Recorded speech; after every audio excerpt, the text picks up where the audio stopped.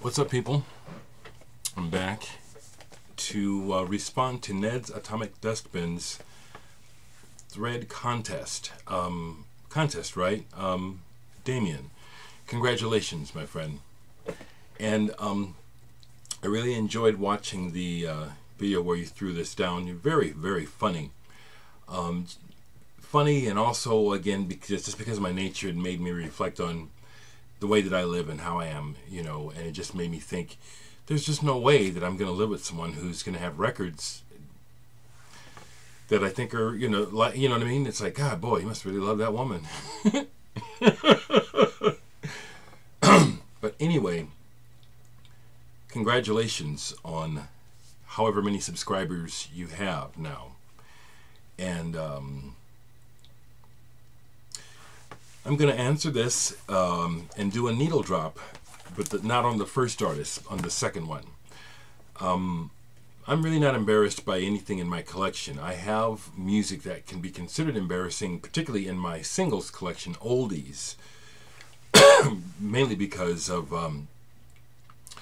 my love and respect and just fondness for the golden era of radio, which to me ended in the 70s, although there was still cool stuff happening in the 80s. Like, for example, the early Neil Diamond. That's nothing to be embarrassed about. Neil Diamond's early stuff is badass. I mean, very factually. Again, we can put on a hat of being funny and taking on an attitude. But if you want to just talk about plain facts about songwriting, musicianship, arranging, Cherry Cherry, Solitary Man, you know, Thank the Lord for the Nighttime. When it comes to AM pop music of the era, it really didn't get much better. Jazz singer, that's a whole nother story to my ears. You know, that's pretty schlocky, but again, it's my opinion. But the artists that I still get shit from people who don't know any better, and I am gonna be like that because I'm telling you, you don't know what you're saying when you knock Phil Collins. Now, I'm talking about Phil Collins, the musician. I'm not talking about Phil Collins, the schlocky hit maker. I like his hits, but what I'm talking, and I'm not talking about his personal politics, because I actually had someone try to, you know, give me a shitty comment a while back about I shouldn't like Phil because of his politics. Man, fuck that bullshit. Are you kidding me? Phil Collins was, because he can't play anymore, according to what I understand, because of his health and having some surgery and stuff. Phil was at one time one of the premier rock drummers in the world. And all you have to do is listen to, you know, I mean, just listen to everything up to, well, really all the way through. But if you listen to stuff, listen closely to the arrangements on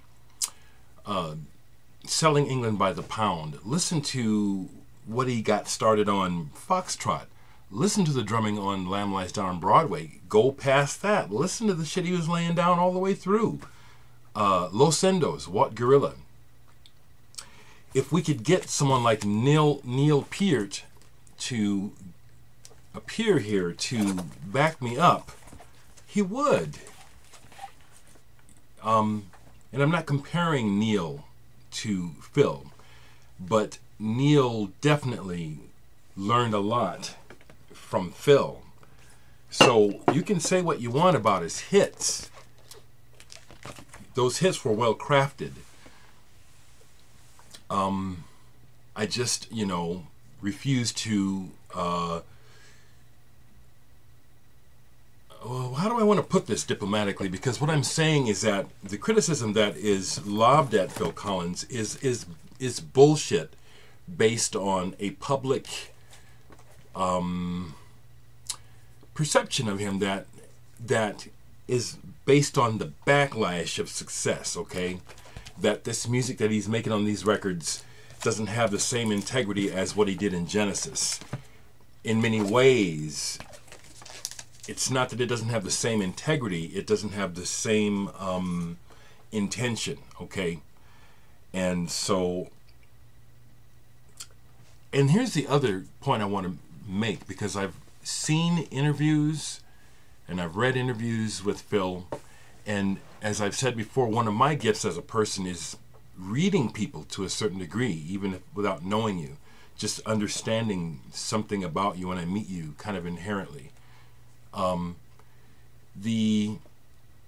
though he's a rich man, the critical drubbing that he's gotten as a result of making these commercial hits has hurt him to the core. I know as a musician that what's important to him is to make a living, but even more importantly is to be regarded well, you know, by your peers especially. And Phil Collins deserves to be spoken of in the same. Some of you folks are going to laugh at me, but I'm telling you, I know what I'm saying. When it comes to drumming, pure and simple, Phil Collins deserves to be spoken of in the same breath as John Bonham, Keith Moon. You take it from there. I'm telling you, if you listen to those records and you don't listen closely and you miss it, it's on you. The man is a bad-ass drummer. But, yes, he's an artist I've gotten shit for loving and respecting.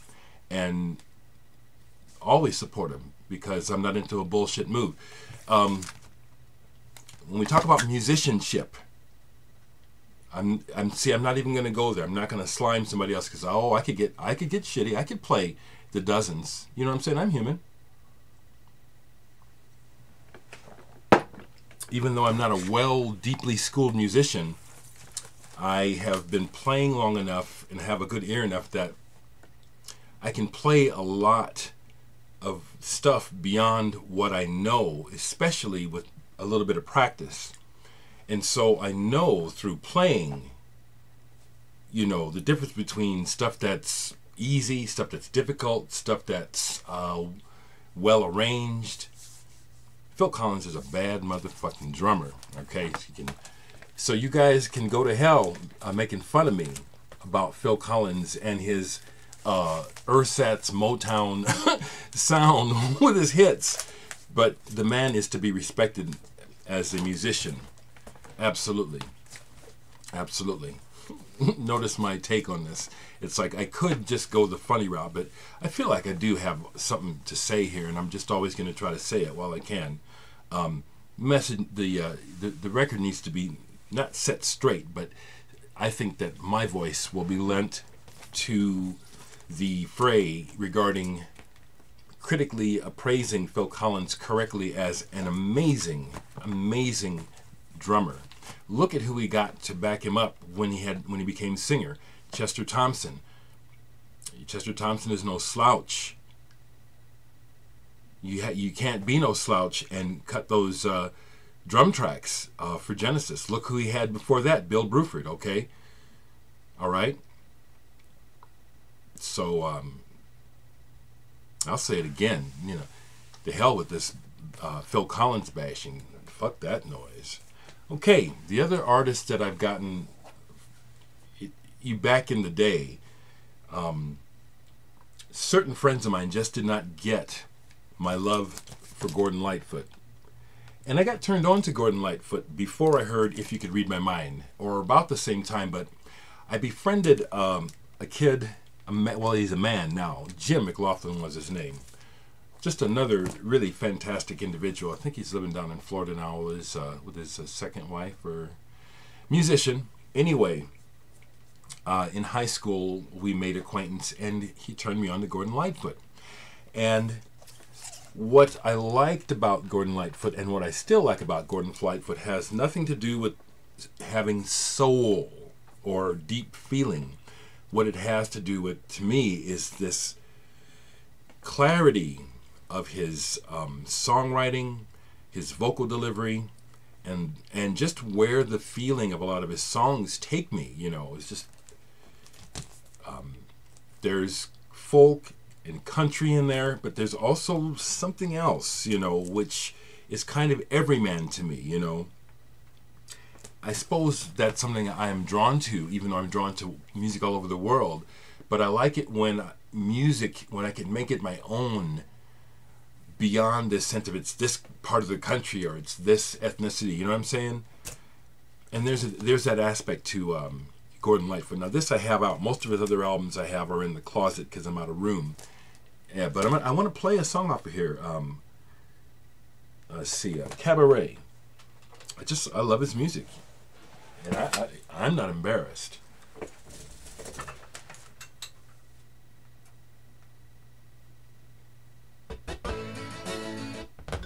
Oops. Here we go. Sorry. A little worked up with the coffee.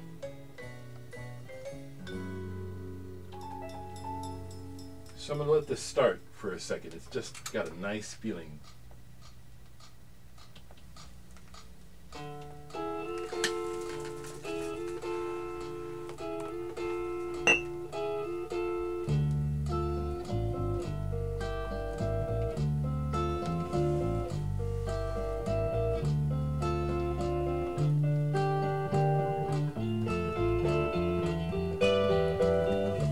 Now he's not singing yet, but is there something to bash here? Is there? Is there something for me to be embarrassed about listening to this? Only if you're some kind of jackass.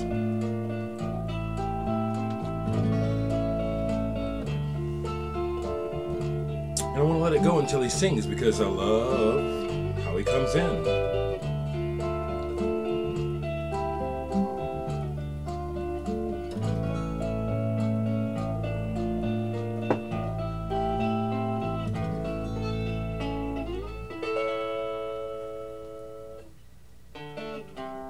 Very musical.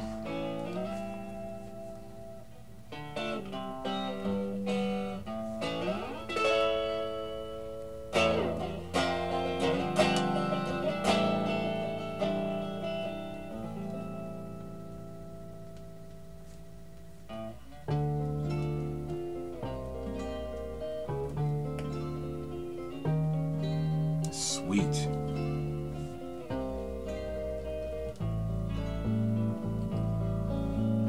All I can see is the sea and the sky is blue, and the sea is green. Yesterday's a cabaret, gowns of satin on ladies gay.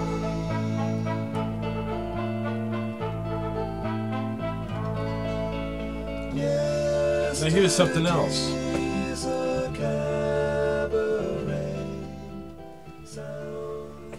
All the hipsters and all the people who would say they're not hipsters, who acclaim Scott Walker, if you go back and listen to some early Gordon Lightfoot is doing the same shit as Scott Walker.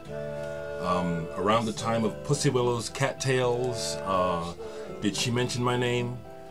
I hear a big similarity to what Scott Walker was doing during his run of his great 1 through 4 albums. So I'm taking this opportunity actually to answer your question, to just give my strong opinion about bullshit critics, bullshit opinions that I think are based on adolescent outlooks. And so I basically refuse to be embarrassed about what I listen to, because I can see the value. Even music I don't like, I see the value in it, but I know why I don't listen to it. You know what I'm saying? Like, for example, on the roadside diner. This is, love this. Okay, no shame in my game, y'all. Okay, but for example, a very well-selling band that I've seen live, really enjoyed them live too, but I don't want to listen to the records. It's Def Leppard, okay? But what I'm saying is, I recognize the high level of work that went into making those hits and that sound, you know. Working with Mutt Lange and then the band itself. Using all their skills to make the best, you know, product. So, of course there's music that, in a way, is defenseless when it comes to talking about quality. And I'm not bothered with too much of that, you know, maybe in a setting with friends and having a joke, listening to something stupid, you know, but Phil Collins and Gordon Lightfoot are two examples of musicians that I've had people try to, you know, give me shit about listening to, and as you heard me say, you know, and as I'm playing here, this is good music, you know, and I just don't have time for adolescent bullshit. Congratulations on all of your subscribers and many, many more.